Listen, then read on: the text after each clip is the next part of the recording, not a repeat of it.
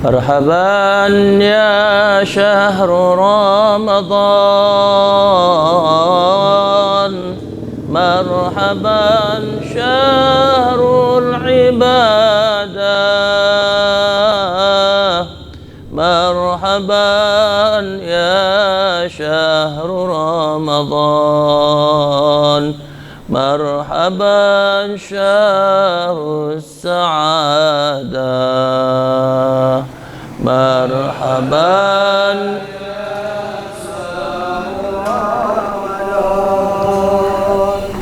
مرحبا شهر العبادة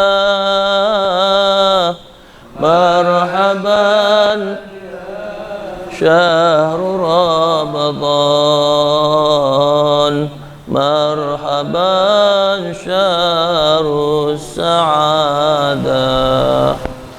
Assalamualaikum warahmatullahi wabarakatuh. Alhamdulillah Alhamdulillahilladzi arsala rasulahu bil huda wa dinil haqq liyuzhirahu ala dini kullih wa kafa billahi shahida. Ashhadu an la ilaha illallah wahdahu la syarika lah wa ashhadu anna Muhammadan abduhu wa rasuluh la nabiyya ba'dah. Allahumma fasalli wa sallim wa barik ala sayyidina wa habibina wa syafi'ina wa maulana Muhammad wa ala alihi wa sahbihi ajma'in, amma ba'du. Subhanaka la ilma lana illa ma 'allamtana innaka antal alimul hakim. Rabbi shrah lana sudurana wa yassir lana umurana wahlul 'uqdatam min lisani yafqahu qawli, amma ba'du. Subhanaka la ilma lana illa ma 'allamtana. Wa qala Allah ta'ala fil Qur'anil Karim, bismillahirrahmanirrahim. Ya ayyuhalladzina amanu kutiba alaikumus syiyam kama kutiba alal ladzina min qablikum la'allakum tattaqun. Wa qala an-nabi sallallahu alaihi wasallam, man shama ramadhana imanan wa ihtisaban ghufira lahu ma taqaddama min dhanbi. Wa qala rasul aidan, man qama ramadhana imanan wa ihtisaban ghufira lahu ma taqaddama min dhanbi. Shadaqallahul azim. Agar hidup manfaat, rindu surga lewati badan, mencari berkah yang kuasa. Para jamaah perindu surganya Allah Subhanahu wa taala yang hadir malam ini, insyaallah semuanya akan mendapatkan rahmat dan keberkahan di sisi Allah Subhanahu wa taala. Kita hadir di malam yang mulia, di hari yang mulia, dan di bulan yang mulia. Subhanallah. Malamnya malam Jumat, harinya hari Jumat, bulannya bulan Ramadan. Maka kemuliaan ini hanya milik Allah. Mudah-mudahan Allah Subhanahu wa ta'ala pun jadikan kita orang-orang yang mulia semuanya. Maka ketika Allah muliakan kita, seluruh makhluk pun akan memuliakan kita, insya.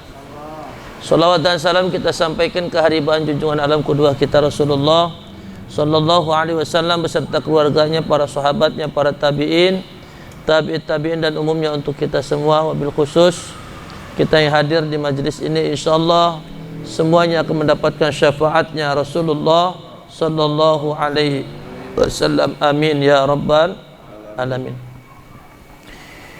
Para jamaah rahimakumullah, sesuai dengan judul peran, fungsi dan tanggung jawab keluarga, maka Al-Fakir akan menyampaikan materinya ini berkaitan tentang Ramadan, yang dimana peran dan fungsi tanggung jawab keluarga khususnya adalah orang tua di Ramadan ini bagaimana menjadikan anak-anak mereka, putra-putri mereka itu menjadi orang yang berkualitas.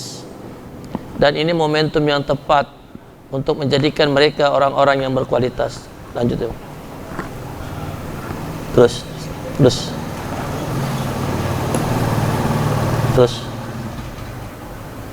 Ya. Ini ya. Jadi malam ini ada 6 poin yang akan saya sampaikan. Mudah-mudahan sampai sahur selesai nih. Amin. Ada sahur bersama kan? Sekali-sekali sampai sahur ya, ngaji ya. Dibikin sejam bisa, dibikin 2 jam bisa, sampai sahur juga bisa ya. Para jamaah sekalian, ini sangat penting. Materi ini kemarin saya bawakan di pengajian Ahad pagi, Ahad Duha Jakarta Islamic Center, dan itu mendapat respon yang luar biasa dari para jamaah. Kenapa? Karena jamaah hari ini sampai saat ini mereka berpikir bahwa Ramadan datang ya pokoknya siang puasa, malam tarawih, ya kan? Yang mau baca Qurannya baca, yang enggak gitu kan? Kemudian ya biasa sore ngabuburit cari makanan, ya habis subuh main raket, main futsal, habis tarawih main futsal, ya, atau habis subuh senam gitu ya. Ini kan aktivitas orang-orang kali baru ini, ya.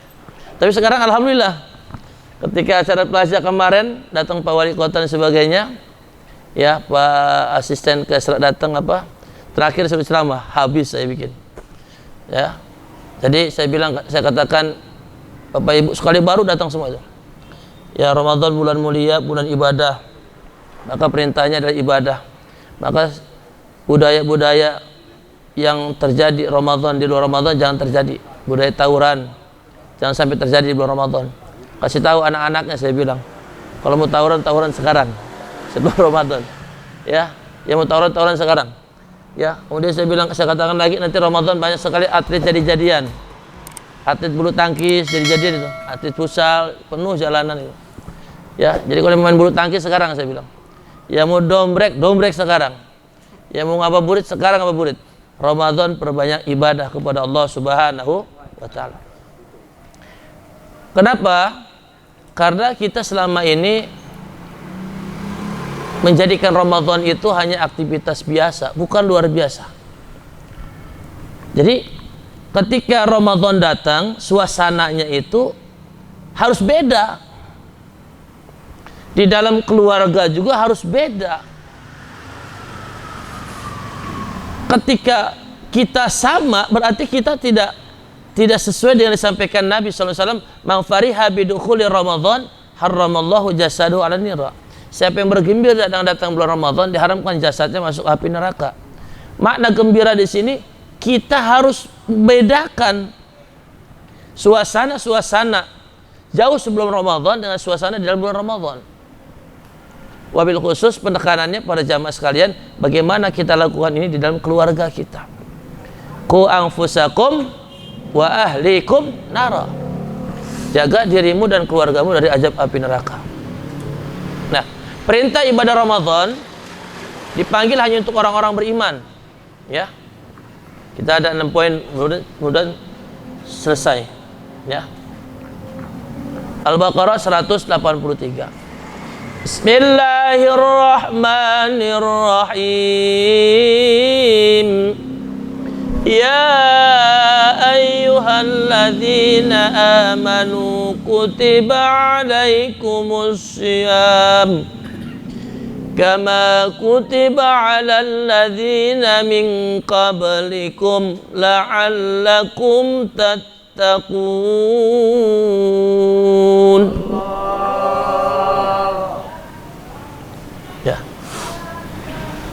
Ya ayyuhalladzina amanu, hai orang-orang beriman. Ini sering kita buka dalam setiap kajian.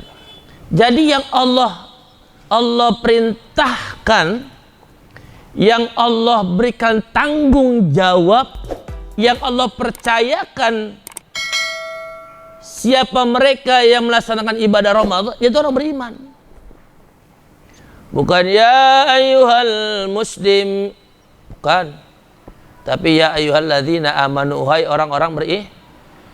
Nah, orang beriman itu sering saya buka, dia memiliki 3 kebiasaan jauh sebelum Ramadan. 3 kebiasaan. Orang beriman itu punya 3 kebiasaan. Ya. Apa kebiasaan orang beriman? Bisa dibuka pada Al-Anfal ayat 2 dan 4. Ya. Ada 5 kebiasaan saya lihat. Ya.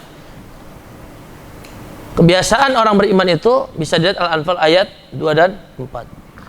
Innamal mu'minuna alladzina idza dzukirallahu wajilat qulubuhum wa idza tuliyat 'alaihim ayatuhu zadatuhum imana wa 'ala rabbihim yatawakkalun alladzina yuqimuna as-salata wa mimma razaqnahum yunfiqun ulaika humul mu'minuna haqqan lahum darajatun 'inda rabbihim wa maghfiratun wa rizqun karim. Jadi orang beriman yang Allah maksud itu punya ciri 5. Punya kebiasaan 5. Apa? Yang pertama, apabila disebut asma Allah, bergetar hatinya. Ya. Bergetar hatinya apa maksudnya? Orang beriman ini bersegera melaksanakan ibadah salat. Membiasakan salat berjamaah. Ini ciri pertama nih. Bergetar hati itu otomatis dia akan bersegera menuju ke masjid. Allahu Akbar, Allahu Akbar. Biasa aja. Berarti kita belum beriman itu. Maka orang beriman itu, kebiasaan orang beriman itu bersegera menuju ke masjid untuk melaksanakan sholat berjamaah. Jauh sebelum Ramadan, kebiasaan orang beriman seperti itu. Jadi kalau ingin lihat kebiasaan orang beriman, dia bersegera menuju ke masjid ketika azan berkumandang. Apapun resikonya tinggalin. Kecuali dalam keadaan uzur dan di tengah-tengah dalam perjalanan, itu ada rukhsah namanya. Maka yang pertama, kalau pengen orang beriman, kebiasaan orang beriman bersegera menuju ke masjid ketika azan berkumandang untuk melaksanakan sholat berjamaah. Yang kedua, ciri orang beriman itu adalah wa idza tuliyat 'alaihim ayatuhu zadatuhum imana. Orang beriman itu punya kebiasaan, Pak. Jauh sebelum Ramadan itu mereka senantiasa senang. Ya, istiqamah. Apa yang dilakukan? Membaca Al-Quran. Jadi jauh sebelum puasa Ramadan, jauh sebelum datang Ramadan, orang-orang beriman itu punya kebiasaan yang nggak bisa ditinggal, yaitu tadarus Al-Quran. Sehari, biarpun cuma 10 ayat, atau cuma sehalaman, atau cuma selembar, dia terus baca Al-Quran. Ini kebiasaan orang beriman. Jadi kalau itu ada pada kita, ya, kalau ada pada kita itu udah masuk tuh, penguat itu. Azan kumandang buru-buru. Kecuali dalam keadaan rukhsah itu masih dibolehkan. Tapi ini nggak ada rukhsah, nggak ada penghalang untuk kita menuju ke masjid sholat berjamaah, lalu kita nggak mendatangi sholat berjamaah, berarti dipertanyakan keimanannya. Kedua, kebiasaan orang beriman senantiasa membaca Quran. Yang ketiga, Pak, ciri orang beriman atau orang beriman bertawakal kepada Allah. Apa bentuk tawakal yang dilakukan oleh orang-orang yang beriman? Bizikrillah, berzikir kepada Allah. Maka orang beriman jauh sebelum datang Ramadan, dia udah senantiasa istiqamah membiasakan zikir pagi petang. Ya, kalau zikir umum habis sholat tuh zikir 3333 itu zikir umum namanya. Tapi zikir pagi petang ini adalah zikir yang dilakukan hanya oleh orang-orang yang beriman, kebiasaan orang beriman. Zikir pagi itu ba'da sholat subuh, minimal dia baca tasbih, baca istighfar 100, tasbih 100, sholawat 100. Itu kebiasaan orang beriman. Ba'da asar, zikir sore hari, istighfar 100, tasbih 100, sholawat 100. Maka jauh sebelum Ramadan, orang beriman punya kebiasaan seperti itu. Kebiasaan sholat berjamaah, kebiasaan membaca Al-Quran, kebiasaan zikir pagi petang. Lalu dikuatkan dengan apa? Yuqimunas sholata, mereka menegakkan sholat. Pak, kalau yang pertama itu zahirnya, lahirnya, ya, terlihat sholatnya. Tapi yang keempat, ciri orang beriman yang keempat ini, alladzina yuqimunas sholata, mereka menegakkan sholat. Ini realisasi dari sholat. Di luar sholat, dia senantiasa menjaga nilai-nilai sholat. Nah, ini orang beriman, Pak. Jadi sholatnya itu bukan cuma sekedar sholat, tapi di luar sholat, amalan-amalan sholat dibawa di luar sholat. Di dalam sholat tidak boleh membicarakan kejelekan orang. Di dalam sholat sebelumnya kita wudhu, membersihkan tangan. Maka orang beriman, dia menegakkan sholat, tangannya senantiasa bersih. Di luar sholat apa? Tidak mencuri, tidak mengambil yang bukan haknya dan sebagainya. Kita bersihkan nih wajah kita. Kita menghadap pada Allah. Ya, ketika di ayat yang pertama, zahirnya dia menegakkan sholat, melaksanakan sholat berjamaah. Batinnya orang beriman itu realisasinya mengamalkan nilai-nilai sholat berjamaah. Wajahnya selalu dihadapkan kepada Allah, artinya dia jaga pandangan dari memandang sesuatu yang haram. Telinganya dia dicuci, telinganya dia senantiasa menjaga dari mendengar yang dosa. Mulutnya dicuci, senantiasa untuk berbicara yang baik-baik. Itu namanya yuqimunas sholata, menegakkan sholat. Maka ciri yang keempat dari orang beriman itu merealisasikan nilai-nilai sholat di luar sholat dalam kehidupan sehari-hari. Kemudian ciri yang kelima dari orang beriman itu adalah wa mimma razaqnahum yunfiqun. Orang beriman punya kebiasaan sedekah, Pak. Nggak pelit. Punya kebiasaan sedekah, punya kebiasaan berinfak, bersedekah. Ya, jauh sebelum Ramadan udah biasa, berinfak biasa, bersedekah biasa. Nyumbang biasa, nyantunin yatim piatu biasa. Itu ciri orang beriman. Maka 5 ciri ini Allah kuatkan lagi di dalam ayat yang keempat, ulaika humul mu'minuna haqqan. Mereka itulah orang-orang beriman yang benar-benar beriman. Mereka itulah orang-orang yang benar-benar beriman kepada Allah. Kalau ada 5 ciri ini di dalam hati, dalam kehidupan kita, lahum, bagi mereka, Allah kasih, Pak. Kalau 5 ini kita amalin dalam kehidupan kita, Allah kasih keutamaan, Allah kasih fadilah. Ketika 5 ini kita amalkan, 5 ini ada pada diri kita, lahum, bagi mereka, darajatun inda rabbihim, Pak, derajat yang tinggi di sisi Allah. Jadi kita nggak perlu cari derajat yang tinggi melalui hal-hal duniawi, nggak perlu. Amalin 5 ini. Janji Allah kok, lahum darajatun inda rabbihim. Bagi mereka derajat yang tinggi, kedudukan yang tinggi, Pak. Kedudukan yang tinggi, makna di sini, Pak, ada tun, darajatun, ada nakiro, ada tanwin, ada umum, makna universal. Ya, kedudukan yang tinggi, derajat yang tinggi, bukan cuma masalah duniawi, bukan cuma masalah ukhrawi, hal-hal semuanya. Orang-orang yang memiliki 5 ciri ini, Allah akan tinggikan derajatnya dari segala hal. Ya, kehidupan keluarga diangkat, kehidupan bermasyarakat diangkat, kehidupan apapun semua Allah angkat derajatnya. Ini janji Allah. Fadilah yang kedua, orang yang benar-benar beriman tadi diberikan oleh Allah wa maghfiratun, dan Allah berikan ampunan universal. Ada tun lagi tuh, ada nakirah. Ya, ampunan semua dosa-dosa. Yang besar, yang kecil, yang disengaja, yang tidak disengaja, ya, yang terlihat juga. Kenapa? Karena sifatnya umum. Wa maghfiratun. Ya. Tadi darajatun universal, derajat yang tinggi universal. Wa maghfiratun, Allah berikan ampunan dari segala dosa-dosa apa aja. Wa rizqun, tuh, Pak, ya Allah. Fadilah yang ketiga, Allah berikan rizki kun, umum, rizki dari usaha, rizki dari keluarga, rizki dari istri, rizki dari anak, rizki dari usaha, rizki dari segala hal Allah berikan. Warizkun karimun. Yang keempat, keuntungan dari orang beriman, Allah berikan kemuliaan yang universal. Mulia dari segala-galanya, mulia sebab segala-galanya. Universal, Pak. Bukan mulia cuma karena dia punya harta, enggak. Mulia dari segala hal, mulia yang universal, mulia secara umum.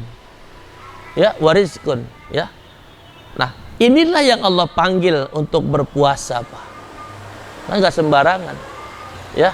Fase pertama Seminggu pertama lihat, waduh, masya Allah, jalanan penuh, ya, semua serba penuh. Fase kedua bisa kita lihat lagi. Nah, yang kedua, Bapak jamaah sekalian, ya, ya ayyuhalladzina amanu kutiba alaikumussyam. Maka orang beriman itu diberikan tanggung jawab kewajiban berpuasa. Ya. Maka Bapak jamaah sekalian, Ramadan ini, puasa Ramadan ini menjadi apa ya? Menjadi rebutan para nabi dan rasul terdahulu. Dari mana dasarnya? Al-Baqarah ayat 183. Kama kutiba 'alal ladzina min qablikum. Ini para ahli tafsir, Pak. Berpuasa sebagaimana orang-orang terdahulu berpuasa. Maka di ayat ini mengisahkan tentang bagaimana para nabi dan rasul dan orang-orang terdahulu mereka ingin menjadi umat Nabi Muhammad sallallahu alaihi wasallam. Seorang masyai Pak ahli hadis mengatakan bahwa Nabi Adam, Nabi Idris, Nabi Nuh, Nabi Hud, Nabi Saleh sampai Nabi Isa, mereka meminta kepada Allah menjadi nabi terakhir. Dikabulin enggak? Kabulin, Pak? Enggak. 124.000 nabi dan rasul mereka minta menjadi nabi terakhir, enggak dikabul oleh Allah. Lalu mereka berdoa lagi, ya Allah jadikan kami umat nabi terakhir, umat Nabi Muhammad sallallahu alaihi wasallam. Dikabulin? Enggak. Cuma satu, yaitu Nabi Isa alaihis.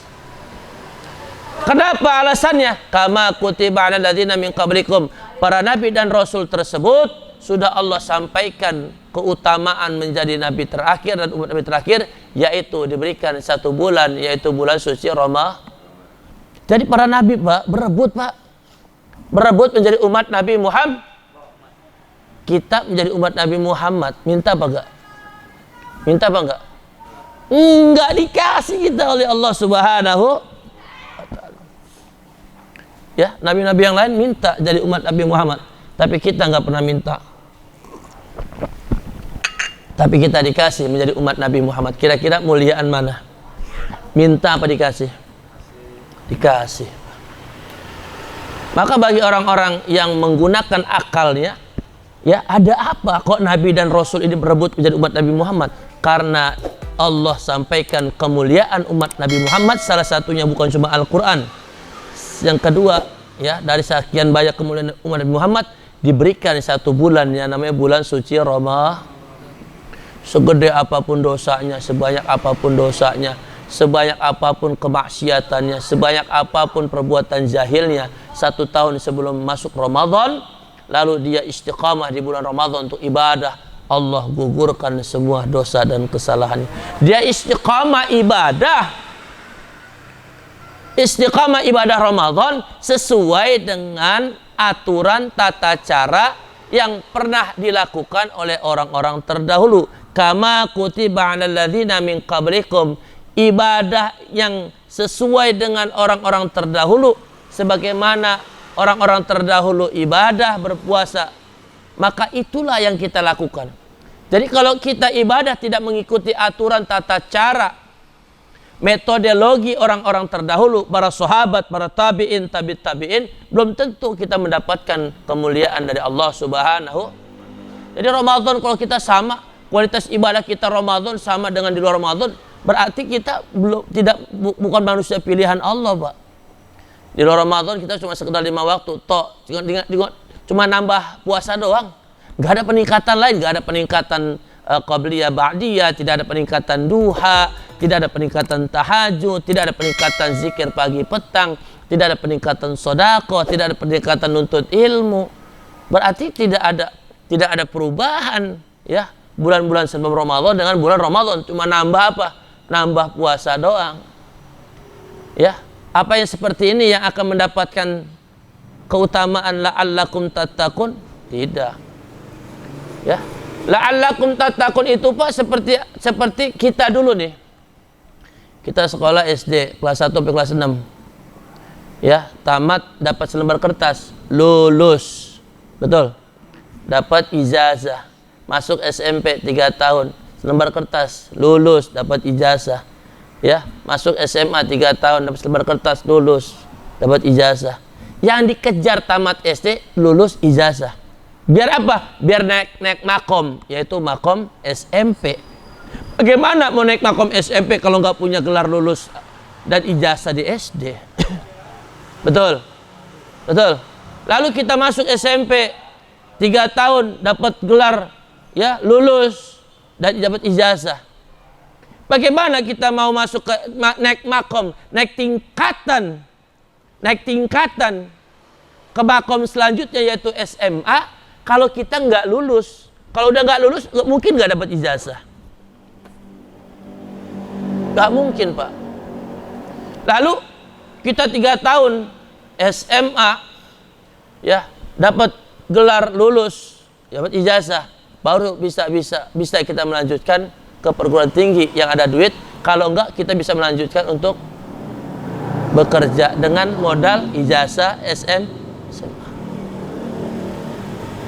Kita nih, Pak, tingkatan kita muslimun. Allah pengen naikin nih makom kita nih. Makom muslimun naikin. Lulus, dapat ijazah, mukminun.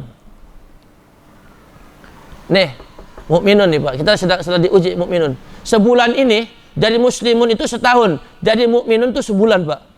Sebulan kita bisa lulus, dapat ijazah, naik muttaqun, orang-orang bertakwa. Ini saya kiaskan begini, paham nggak kira-kira? Ngerti ya? Jadi saya coba mengkiaskan apa yang ada di dalam Al-Quran ini biar bisa kita cerna, biar kita naik makom. Rugi, Pak. Ya, untuk naik makom mukminun itu hanya di bulan Ramadan. Ujiannya kayak misal paket C gitu kan, ujiannya hanya di 3 tahun akan datang. Ujiannya hanya di akhir semester akhir untuk naik apa? Dapat ijazah. Sama. Untuk naik makom mukminun itu hanya di bulan Ramadan, Pak. Satu bulan Ramadan kita bisa lulus dengan baik, makom mukminun naik langsung. Muttaqun la'allakum tattaqun. Pertanyaannya, Pak, kenapa Allah menginginkan kita terus naik kelas? Bang Anung, saya tanya, kira-kira Bang Anung rela nggak kalau anaknya cuma tinggal kelas di SD aja? Nggak rela kita, betul nggak, Pak? Bapak punya anak di SD aja, rela nggak kira-kira? Marah nggak kira-kira? Ini saya kiaskan dengan logika berpikir. Allah juga sayang sama kita. Allah pengen umat ini naik makom, naik kelas. Jangan muslimun aja, nyari selamat doang. Ya, Allah pengen uji kita. Dari muslimun itu, ya, kita disuruh banyak nimba ilmu. Naik makom dari nimba ilmu itu menjadi mukminun. Maka ujian orang beriman itu untuk naik makom ke muttaqun itu ada di bulan Ramadan. Paham sampai sini? Ketika kita sudah naik makom kenapa kita harus naik makom dari muslimun ke mukminun lalu ke muttaqun? Jawabannya satu. Agar kita bisa ngambil gelar, bisa mengambil makom selanjutnya dari mukminun ke makom muttaqun, orang-orang bertakwa. Muslimun, ibarat muslimun nih, Pak, ibarat kita ngayak, Pak, ya. Orang Islam banyak nih. Diayak set gitu. Tinggal sedikit, udah agak bagus tuh ayakannya. Diayak lagi tuh yang bagus-bagus. Tinggal sedikit. Nah, sedikit inilah yang disebut dengan muttaqun. Kenapa Allah menginginkan kita naik kelas terus sampai muttaqun? Ada bisa jawab nggak? Kenapa Bapak sekalian menginginkan anaknya naik terus SD, SMP, SMA tamat S1? Kenapa anak-anaknya harus sekolah tinggi-tinggi? Jadi pertanyaan deh. Kayak bapak-bapak yang udah punya anak yang udah pada sekolah tamat SMA nih, tamat SMA nggak bisa kuliah, bapak-bapak mengarahkan anak bapak untuk apa? Kerja kan? Kalau yang punya duit, anak-anak dikuliahin. Tamat kuliah biar apa? Kerja juga kan? Bedanya apa? Kalau tamat SMA kan kerjanya mungkin gajinya nggak sebesar atau nggak seberkah dari yang tamat S1 kan begitu. Ujung-ujungnya tamat SMA ataupun tamat S1 larinya kemana Pak? Urusan apa? Urusan dunia. Urusan dunia. Kenapa anak kita harus tamat SD, SMP, SMA, tamat S1? Biar hidupnya sejahtera. Itu kata kuncinya, Pak. Biar hidup dunianya sejahtera, biar hidup dunianya bahagia, biar hidup di dunianya enggak repot, enggak sengsara. Allah menginginkan kita di dunia jangan sengsara, Pak. Bukan cuma akhirat. Ad-dunya majra'atul akhirat. Dunia itu adalah bekal akhirat. Bagaimana akhirat kita mau bahagia, mau senang, dunianya belangsak. Betul? Betul? Sampai sini nyampe nggak pemikirannya? Nyampe ya? Ini saya ajak berdiskusi kita.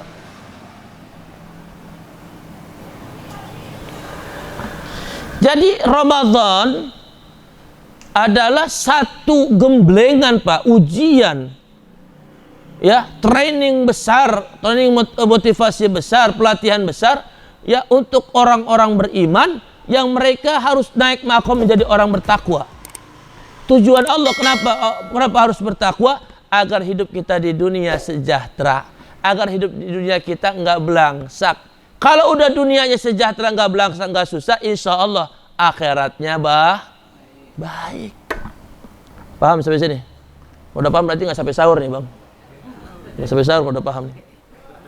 Ya. Mana dalilnya, Pak? Mana dalilnya, Ustadz? Buka Al-Qur'an. Ya. Wa may yattaqillaha yaj'al lahu makhraja. Siapa yang bertakwa kepada Allah? Siapa yang bertakwa kepada Allah? Itu takwa nih. Yaj'al lahu makhraja. Allah bukakan semua pintu-pintu kesulitan untuk dia. Allah bukakan kemudahan-kemudahan buat dia. Wa yarzuqhu min haitsu la yahtasib. Dan Allah berikan rizki untuk mereka dari jalan yang tidak disangka-sangka. Itu urusan dunia bukan? Urusan dunia bukan? Makanya nggak ada ulama-ulama kita, orang-orang saleh kita, para ulama, para kiai, para ajaran, para habaib, orang-orang yang baik, orang-orang yang dekat dengan Allah takut sama dunia, nggak ada. Karena dia yakin sama Allah, yakin kepada Allah. Yang kedua apa? Agar kita mulia, Pak. Nyari kemuliaan itu nggak perlu kita harus punya jabatan tinggi.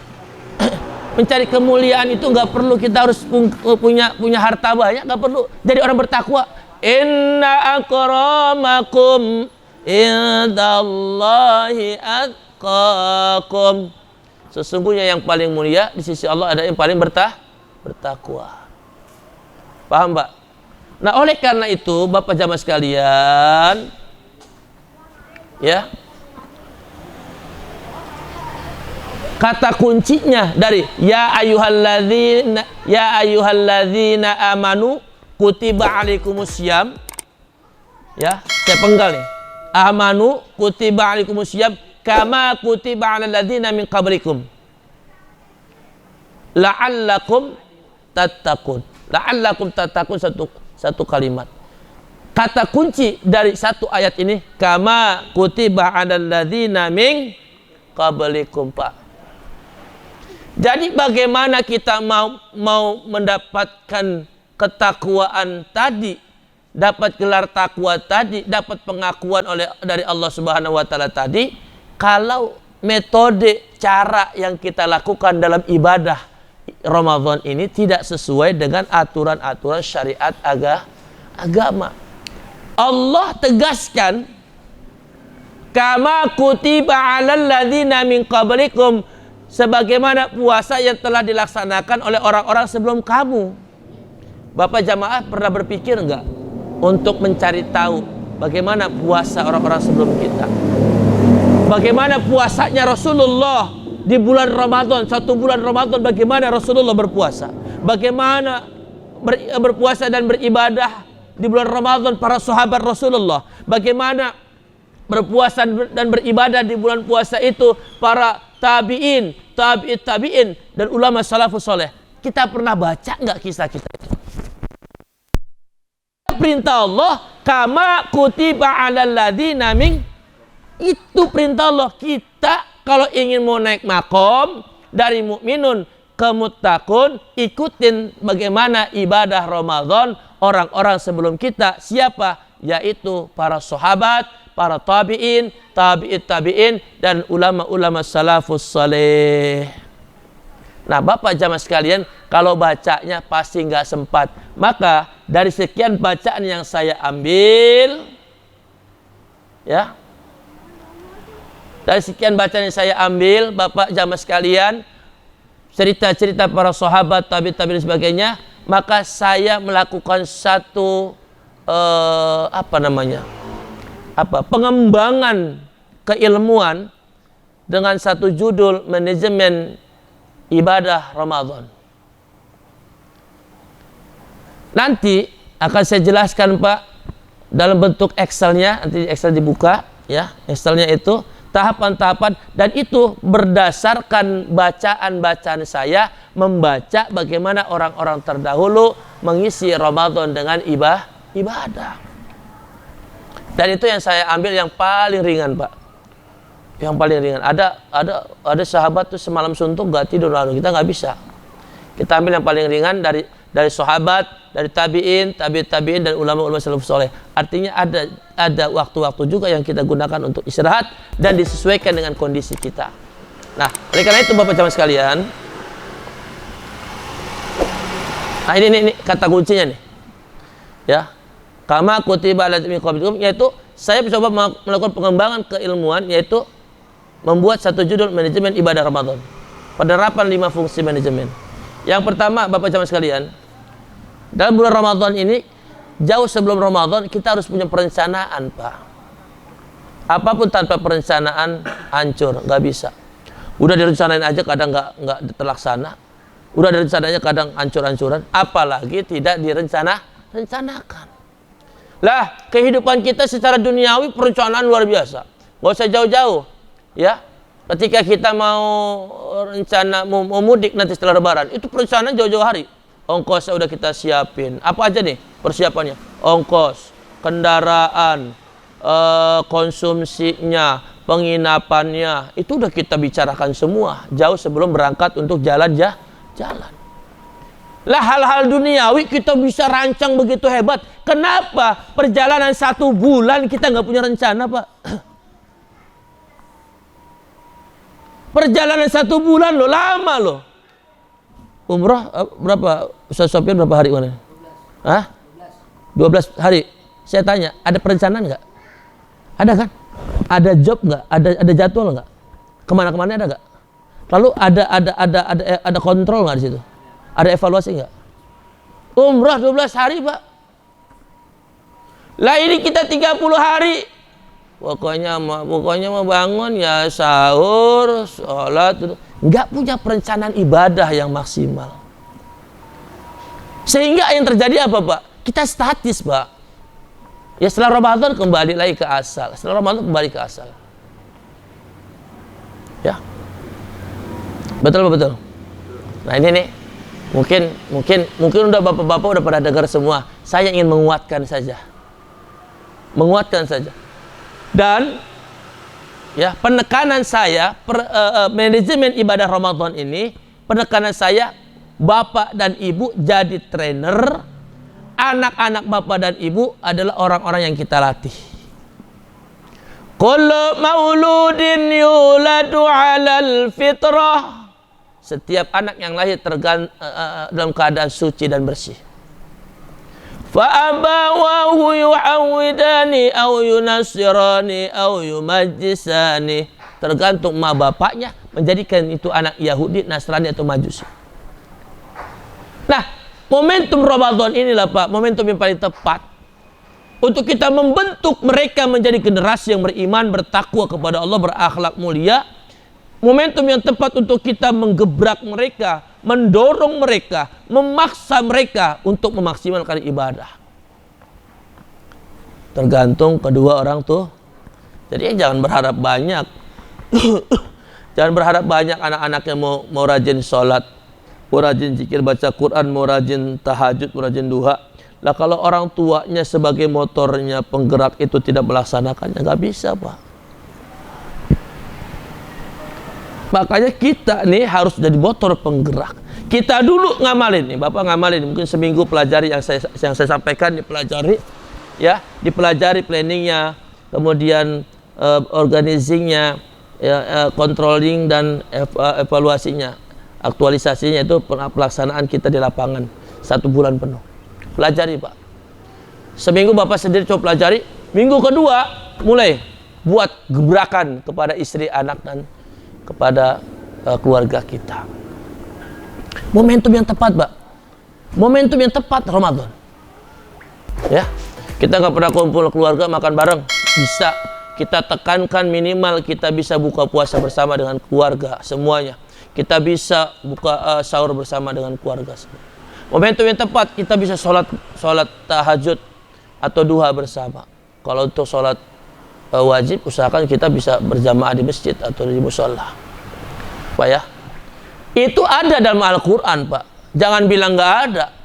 Perencanaan ibadah itu atau perencanaan segala hal kehidupan itu harus punya perencanaan. Segala hal kehidupan termasuk ibadah harus punya perencanaan. Buka surah Al-Hasr ayat 18.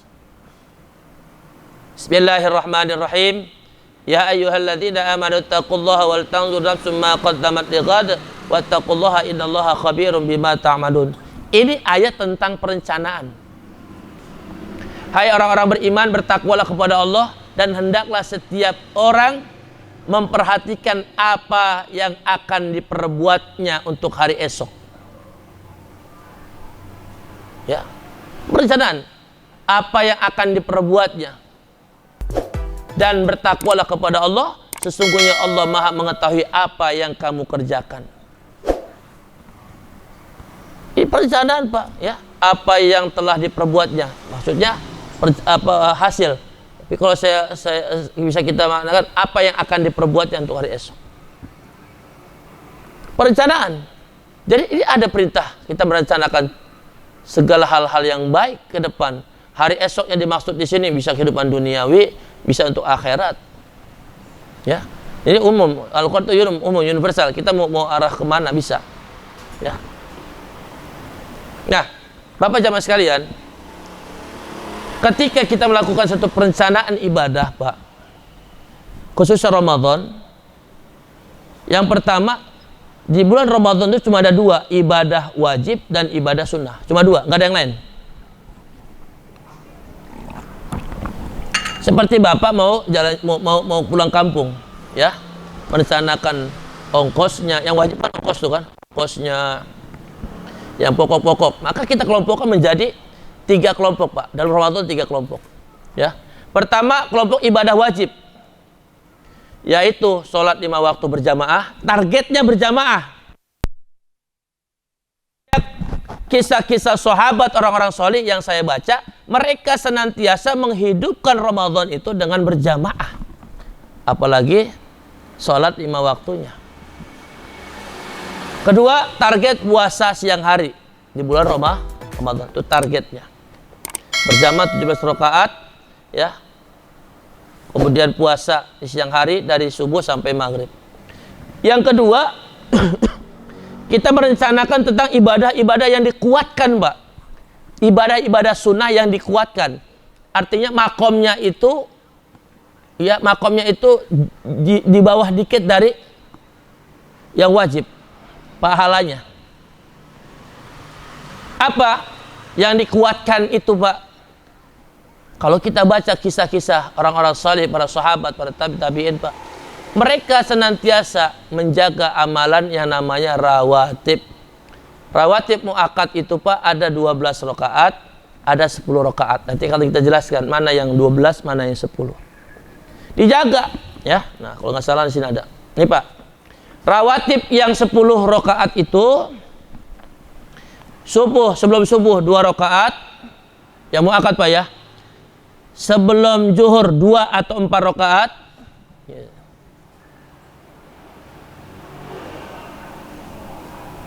Oh ini udah foto, nggak bisa saya rubah.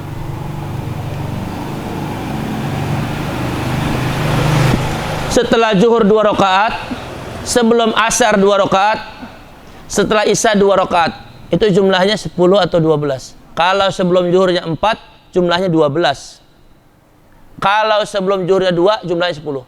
Itu yang muakkad Pak, yang tidak ditinggalkan oleh Rasulullah dan para sahabat, orang-orang solehin. Dan mereka memperkuat itu di bulan Ramadan. Ya. Yang ghairu muakkad, ya. Yang ghairu muakkad itu ada 6 rakaat. Ya. Salat rawatib ghairu muakkad yang 6 rakaat. 2 rakaat sebelum maghrib, 2 rakaat sesudah maghrib, 2 rakaat sebelum isya. Itu ghairu muakkad. Terus yang ketiga, ibadah sunnah apa di bulan Ramadan yang dikuatkan Pak? Yang dikuatkan oleh orang-orang saleh. Kama kutiba 'alal ladzina min qablikum. Ibadah apa? Yang ketiga yaitu memperbanyak tadarus Quran, bukan memperbanyak baca WA, TikTokan. Makanya saya nulis status ya, tapi belum saya sebar ini. Ya. Pokoknya hampir nggak pernah siang atau malam Ramadan itu HP saya aktif. Ya. Hampir ada aktif ketika emang saya dalam santai baru saya buka. Enggak. Karena saya udah niat, ya Allah, saya ingin Ramadan ini penggunaan HP itu di bawah 10%. Ya mungkin selama ini penggunaan HP di atas 70-80%. Saya minta sama Allah, ya Allah, saya pengen penggunaan HP hanya di bawah 10%. Biar kita fokus yang kita baca adalah Al-Quran. Bisa kok Pak? Bisa, saya yakin. Ya. Lalu ibadah apa lagi yang dikuatkan di bulan Ramadan? Jangan tinggalkan tarawih dan witirnya. Ya. Jangan tinggalkan tarawih dan witirnya. Jangan tinggalkan sahur yang diakhiri. Jadi Bapak jamaah sekalian, banyak orang-orang kita kadang sahurnya itu jam 2 sahur, jam 3 sahur. Padahal ya Nabi SAW dan para sahabat orang soleh, sahur itu diakhirkan. Kapan? Setengah jam sebelum azan subuh. Itu sahur tuh Pak. Kenapa? Biar kuat. Lah kalau jam 2 sahur, lalu dia tidur, bangun subuh misal dia bangun. Ya, karena kalau jam 2 sahur, bangunnya kadang jam 6 itu. Salat subuh berjamaahnya ketinggalan itu. Ya. Jam 2 sahur Pak, itu akan mengganggu aktivitas kita Pak. Kecuali bapak-bapak yang udah biasa. Ya. Nah ini ada 5 Pak amalan sunnah yang dikuatkan, yang kita kuatkan di bulan Ramadan ini. Jadi kita planning dulu. Lalu yang kita planning yang ketiga yaitu ibadah sunnah biasa. Ya, ibadah sunnah biasa.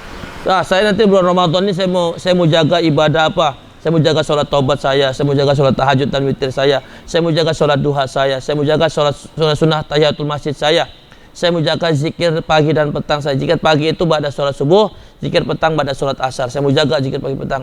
Saya mau jaga zikir umum saya, habis sholat zikir umum, istighfar, tasbih 33, sholawat 33, istighfar 33, tasbih 33, sholawat 33. Itu zikir umum, ya zikir umum. Saya mau jaga iftar jama'i, ya buka puasa berjamaah dengan keluarga atau dengan namanya jamaah masjid. Saya mau jaga iftar jama'i. Saya mau berusaha menyumbang takjil berbuka puasa ke masjid, ke mushola. Rencana itu Pak, itu semua direncanakan semua. Ya, saya mau sedekah jariah setiap tarawih saya mau bawa ya minimal 2.000 lah, ya. Atau mantap lagi saya mau bawa sedekah subuh. Direncanakan semua Pak. Kita kan enggak gitu loh, kita enggak punya perencanaan kita mau ngapain gitu loh. Selama Ramadan mau ngapain? Udah pokoknya ikutin alur aja deh. Yang ada diingat di kepala aja, nggak bisa begitu Pak. Orang-orang soleh itu mempersiapkan jauh-jauh hari. Rasulullah aja mempersiapkan itu jauh-jauh hari. Lah kita nggak ada jaminan surga, nggak mau mempersiapkan itu. Ya. Kemudian saya Ramadan saya akan memperbanyak sedekah jariah saya. Saya di bulan Ramadan tidak akan putus taklim. Malam Jumat ini jalan terus. Ini luar biasa. Ini yang dibiasakan oleh para sahabat. Jadi tawakufan pengajian itu sebetulnya Bapak jamaah sekalian itu tidak sejalan dengan apa yang dilakukan oleh para sahabat. Sahabat Rasul itu di bulan Ramadan itu malah lebih banyak ngajinya, Pak. Lebih banyak menggali ilmu-ilmu agama di bulan Ramadan bersama Rasulullah sallallahu alaihi wasallam. Di bulan Ramadan habis tarawih, mereka zikir, mereka menimba ilmu dari Rasulullah. Tak lebih banyak yang seperti ini. Jadi jangan putus. Makanya saya salut, setuju dia, rindu surga. Berarti ngikutin ya, kama kutiba alaihim min qablikum. Enggak putus di bulan Ramadan, jalan terus menuntut ilmu. Kemudian bisa dengar dengan bedah kitab, bisa dengar ceramah. Atau Bapak silakan menyesuaikan sendiri apa yang Bapak mau lakukan. Ya, apa yang mau dilakukan Bapak sebagai itu di planning semua ibadah-ibadah makhluk kita. Nah, ini perencanaan. Lalu setelah direncana, kita punya target juga, Pak, ya. Ada target khatam Quran, ini Al-Quran ya. Tadarus Al-Quran. Yang B itu ibadah sunnah. Nah, itu harus punya target. Bapak jangan sekali punya target, Pak. Karena Ramadan itu syahrul Quran, ya. Syahrul Ramadan alladzi unzila fihi Al-Quran. Bulan Ramadan adalah bulan diturunkannya Al-Quran. Jadi amalan-amalan yang kuat di bulan Ramadan, ya, tadi rawatib, ya, tadarus Quran, tarawih, sahur, yang di akhir. Ini amalan-amalan kuat, khususnya Al-Quran, Pak. Karena Pak, Al-Quran sudah jelas-jelas pahalanya itu berlipat-lipat ganda.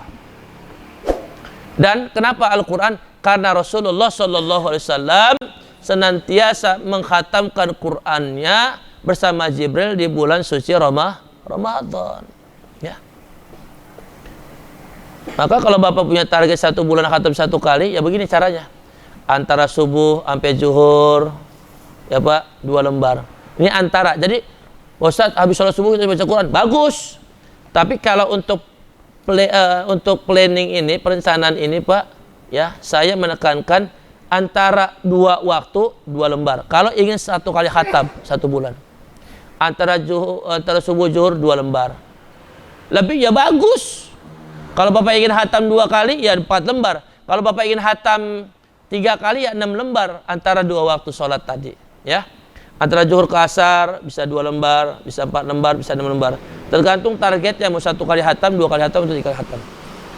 Antara asar ke maghrib 2, 4 atau 6. Maghrib ke isya 2, 4 atau 6. Isya ke subuh. Jadi enggak harus habis sholat kita baca Quran langsung, enggak juga. Tapi antar 2 waktu itu kita isi untuk membaca Al-Quran sesuai dengan target kita, insya. Yang kedua, Pak, setelah punya planning, lalu diorganisasikan. Pengorganisasian bentuk apa? Penjadwalan. Ya. Bapak bisa lihat di dalam Al-Quran surah Ali Imran. Ya. Perintah mengorganisasikan ibadah atau organisasi dalam kehidupan sehari-hari itu ada dalam Al-Quran surah Ali Imran ayat 103. Wa'tasimu bihablillahi jami'an wa la tafarraqu wadhkuru ni'matallahi 'alaikum idh kuntum a'dha'an fa'alafa baina qulubikum fa asbahtum bi ni'matihi ikhwana wa kuntum 'ala shafa hufratin minan nari fa anqadhakum minha kadzalika yubayyinullahu lakum ayatihi la'allakum tahtadun. Dan berpeganglah kamu semua kepada tali agama Allah dan janganlah kamu bercerai-berai. Dan ingatlah akan nikmat Allah kepadamu ketika kamu dahulu masa jahiliyah bermusuh-musuhan, maka Allah mempersatukan hatimu lalu menjadikan kamu karena nikmat Allah. Lalu menjadilah kamu karena nikmat Allah orang-orang yang bersaudara, dan kamu telah berada di tepi jurang neraka lalu Allah menyelamatkan kamu daripadanya. Demikianlah Allah menerangkan ayat-ayatnya kepadamu agar kamu mendapat petunjuk. Ini ayat kaitan dengan mengorganisasikan, pengorganisasian. Ya. Wa'tasimu bihablillahi jami'an wa la tafarraqu. Ya, berpegang teguhlah kalian semua kepada tali agama Allah. Wala tafarraqu, jangan bercerai-berai, berpegang teguh. Harus berorganisasi maksudnya. Ya. Maka ibadah harus diorganisasikan. Maka bentuk pengorganisasiannya, Bapak jamaah sekalian, ya, dalam bentuk penjadwalan. Ya, misal kayak Ustaz Sofyan kan 12 hari itu punya jadwal itu. Hari pertama, ya Ustaz ya, 12. Nggak mungkin Pak, nggak mungkin ya. Setiap perjalanan atau kegiatan apapun nggak punya jadwal, nggak mungkin Pak. Lah ini perjalanan 30 hari 30 malam untuk mendapatkan gelar titel takwa, nggak punya jadwal kita Pak. Nggak punya jadwal kita. Ya, lah anak kita mau jalan-jalan aja seharian punya jadwal kok. Ya, kayak anak saya dari Harum tuh, ya, sekolah Harum situ. Pagi sampai sore jalan-jalan, ada jadwalnya, kita dikasih jam sekian ke sono, lalu dijemput jam sekian, ada semua. Tujuannya apa? Agar perjalanannya itu tidak ngaco, terarah. Demikian juga ibadah, ketika ibadah nggak punya jadwal, nggak diorganisasikan dengan penjadwalan, ibadah kita nggak terarah Pak. Lagi mau sholat ya sholat, lagi mau enggak ya enggak, nggak bisa begitu. Maka target la'allakum tattaqun nggak bakal tercapai ya Pak ya. Ini penjadwalannya, mulai bangun tidur. Nah ini berdasarkan apa? Saya ambil berdasarkan bacaan-bacaan kisah-kisah para sahabat, para tabi'in yang paling ringan, dan kisah-kisah orang-orang salihin ya, ulama-ulama salafus salih dan ulama khalaf di akhir masa ini. Jadi kita ambil yang paling ringan, lalu dicocokkan dengan kondisi kita hari ini. Jadi Bapak jamaah sekalian, ini hanya bentuknya rujukan saja, bisa Bapak sesuaikan dengan kondisi Bapak masing-masing ya. Ya, ini kalau bisa dilihat 3.30 kita udah mulai bangun tuh Pak. Kecuali istri kita mungkin jam 3 bangun, dia masak dan sebagainya. Ya. Maka jangan sia-siakan ketika kita bangun untuk sahur, maka kita udah punya target. Saya bangun pertama ya wudu. Bagus mandi Pak, ya. Mandi, wudu, sholat taubat atau sholat hajat boleh. Lanjutkan dengan tahajud. Taubat hajat bisa 2 rakaat, tahajud bisa minimal 2 rakaat. Ya, maksimal terserah, minimal 2 rakaat ya. Lanjutkan dengan witir.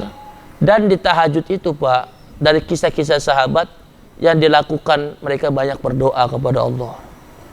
Doa Pak, banyakkan doa. Doakan diri sendiri, doakan istri kita, doakan anak-anak kita, doakan keluarga kita, doakan abang-abang kita, kakak-kakak kita, ipar kita, doakan usaha kita, doakan karyawan-karyawan kita, doain semua. Ini para karyawan nih, karyawannya Pak Anung nih, harus banyak doa biar THR-nya meningkat gitu. Ya kan? Amin. Amin dulu. Ya, banyakin doa. Jadi di tahajud itu saya melihat dari bacaan-bacaan yang dilakukan oleh orang-orang soleh, mereka di tahajud itu memperbanyak doa. Ya, memperbanyak doa kepada Allah Subhanahu. Jam 4 jam 4.30 sahur bersama keluarga. 4.30 sampai jam 6 nih Pak, sholat tahiyatul masjid. Dan artinya apa? Target kita berjamaah di masjid. Tahiyatul masjid, qabliyah subuh, ya. Sholat subuh berjamaah. Ngikutin imam, zikir umum ikutin. Setelah itu apa Pak? Tadarus. Ya. Tadarus targetnya sesuai target Bapak, misalnya habis subuh saya cuma 2 lembar, tapi antara subuh sampai zuhur kan masih banyak waktu tuh, mau saya tambah lagi, terserah, bisa kok. Khatam 3 kali pasti bisa kok. Orang baca Quran targetnya antar 2 waktu kok kalau kita bicara target ya. Pak, dan doa. Hari biasa sunnahnya itu kita istighfar 100, tasbih 100, sholawat 100. Ramadan naikin makomnya. Naikin makomnya Ramadan, jangan 100, 300. Orang-orang solih Pak yang saya baca Pak, istighfarnya di bulan Ramadan mereka mencapai 1000 sampai 100.000 setiap hari. Kita nggak segitulah. Itu kalau kita ambil makom mereka bukan makom kita lah. Kita ambil makom yang paling rendah aja ya. 300 tutup ya Allah ya Rasulullah, kita baca 100 kali. Itu zikir pagi ba'da subuh dan zikir petang ba'da asar. Itu ba'da subuh dan asar hampir sama ya. 6.30 ya, mandi pagi, sholat duha. Jadi sholat duha itu Pak, itu jangka waktunya itu 1 jam setelah sholat subuh ya. Kita selesai azan itu jam 4.41, maka duha itu udah masuk jam 5.40 41, maka kita genapin jam 6 lah, naikin dikit lah. Itu udah duha. Jadi tinggalin duha Pak, rugi Pak. Duha minimal 2 rakaat, bagusnya 4 atau 8 rakaat. Ya. Setelah duha bisa baca Quran, bisa doa bisa, zikir bisa, terserah. Ya. Dan setelah duha pun Pak ya, ini bisa dilakukan untuk kita istirahat. Kalau yang mau istirahat lagi bisa. Jadi jangan habis subuh langsung tidur. Minimal paling cepat 1 jam Pak setelah subuh. Tapi menurut ilmu kesehatan katanya nggak boleh. Bagusnya apa? 2 jam atau 3 jam setelah azan subuh. Berarti kalau 2 jam setelah subuh itu berarti jam 7. Ya, kalau menurut ilmu kesehatan itu silakan tidur pagi ketika matahari naik ke atas. Sebenarnya waktu duha ya. Waktu duha itu jam 6 udah duha itu. Jadi kita jangan tidur setelah azan, setelah sholat subuh. Artinya matahari belum naik, nggak boleh kita tidur Pak. Laksanakan dulu duha, laksanakan dulu tadarus Quran dan sebagainya. Ya. Kemudian aktivitas biasa ya, kerja dan sebagainya tinggalin ya. Itu Bapak atur sendiri. 12 sampai jam 13 salat tahiyatul masjid, qabliyah, zuhur berjamaah, ba'diyah zuhur, tadarus Quran dan perbanyak zikir dan doa.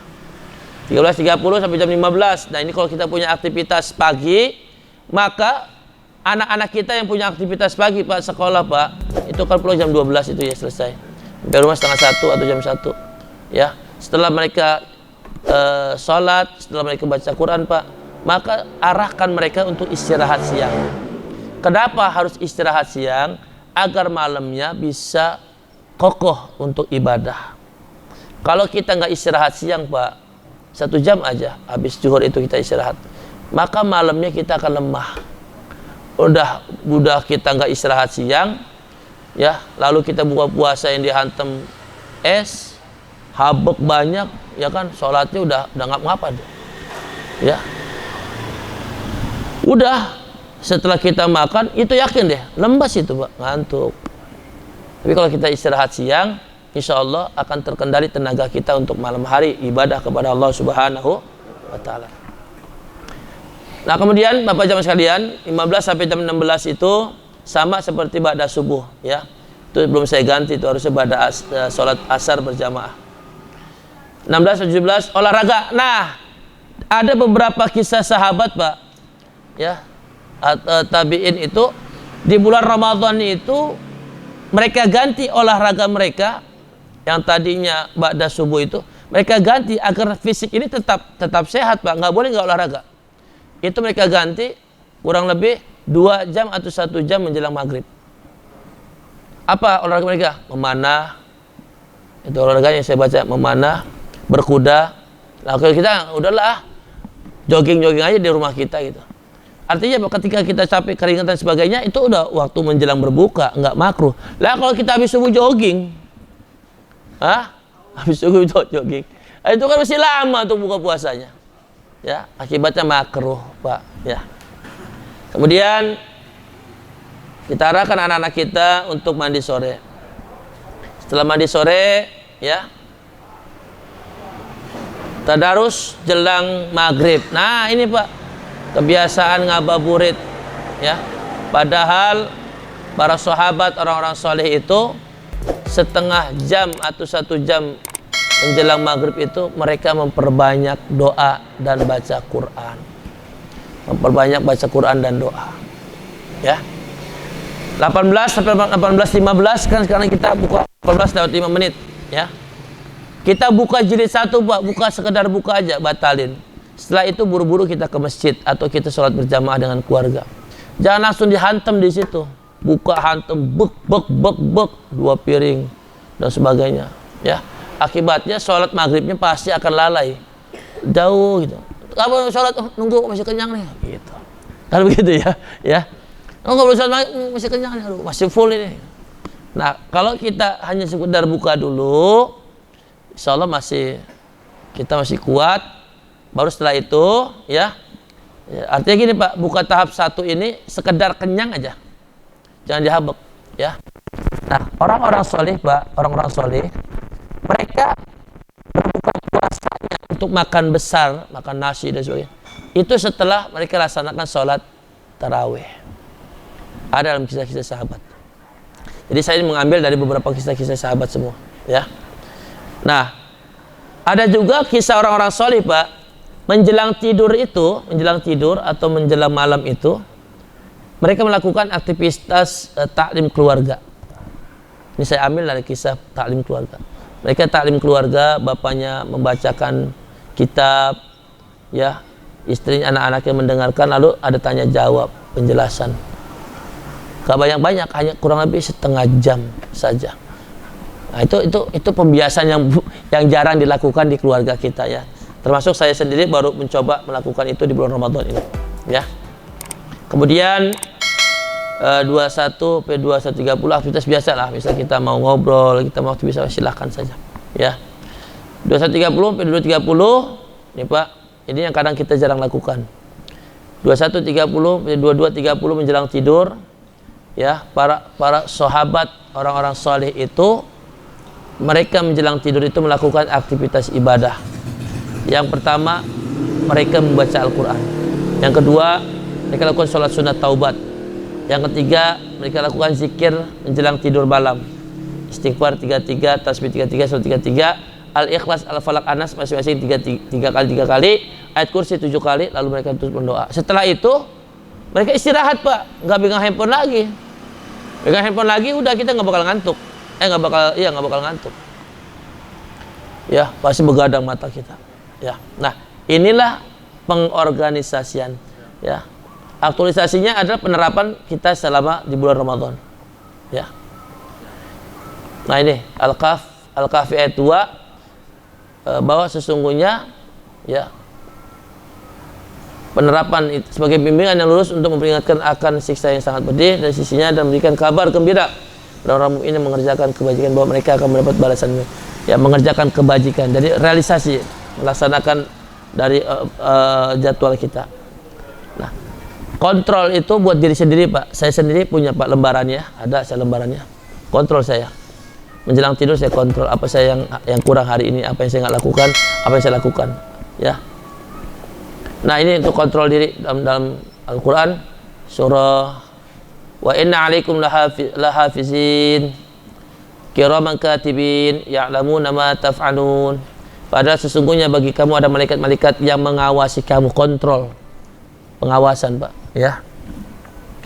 Kemudian yang mencatat pekerjaan-pekerjaan kamu. Jadi ini ayat yang menjelaskan tentang kontrol dalam kegiatan ibadah kita. Nah, materinya sama. Kalau materi waktu dan bentuk kegiatan, target sama. Untuk kontrol tinggal kita bikin 2 kolom lagi, Pak. Capek nggak targetnya? Kita mencapai target apa enggak? Anak-anak kita capai target enggak? Kalau capai target, centang. Enggak, kita centang. Kita centang. Yang enggak juga, ya. Lalu tahap terakhir, ketika enggak tercapai target, misalnya anak kita, ya, kita evaluasi, ya. Dia enggak tercapai target, misal dia tidak melaksanakan tahajud, ya, kita buat catatan. Kenapa kamu malam ini enggak tahajud? Oh, berarti dia tidurnya terlalu malam. Buat catatan buat kita. Besok papa nggak mau, ya, kamu tidur harus lebih cepat, biar bisa tahajud dengan baik, nggak marah-marah bangunnya. Kalau anak-anak kita masih kecil gitu kan. Atau istri kita, kenapa nggak tahajud? Ya, bangunnya sama-sama dengan waktu untuk tahajud. Bangun mungkin jam 4, sehingga masak dan sebagainya, sehingga nggak tahajud. Evaluasi, oh berarti harus tidurnya harus lebih cepat, bisa bangunnya lebih cepat lagi untuk tercapai tahajud. Jadi ini kita yang kontrol untuk diri kita sendiri dan juga untuk anak kita. Nah, itulah yang dapat saya sampaikan, Bapak Jamaah sekalian. Kama kutiba alal ladzina min qablikum. Kalau kita enggak desain ibadah kita Ramadan ini, sia-sia, Pak. Sangat sayang sekali, ya. Urusan dunia kita desain, urusan dunia kita desain begitu hebatnya, kita rancang begitu hebatnya. Untuk ibadah perjalanan 1 bulan, masa kita nggak punya jadwal? Harus apa, targetnya bagaimana ini, bagaimana itu. Apalagi kan kita punya aktivitas berbeda-beda, kita sesuaikan dengan aktivitas kita. Yang penting tidak meninggalkan dari apa yang pernah disampaikan atau yang pernah dibiasakan oleh orang-orang sebelum kita, ya. Bapak jamaah sekalian, demikian penjelasan dari saya, manajemen ibadah Ramadan. Mudah-mudahan manfaat dan bisa kita ambil iktibar pelajaran. Dan yang paling penting adalah manajemen ini buat diri kita, dan ketika kita sudah bisa melaksanakannya, kita menerapkan buat anak-anak kita, buat istri kita. Agar apa? Agar meningkat kualitas dan kuantitas ibadah kita Ramadan, sehingga kita lulus menjadi orang-orang yang bertakwa di sisi Allah Subhanahu wa taala. Demikian, wallahu muwaffiq ila aqwamit thoriq. Assalamualaikum warahmatullahi wabarakatuh.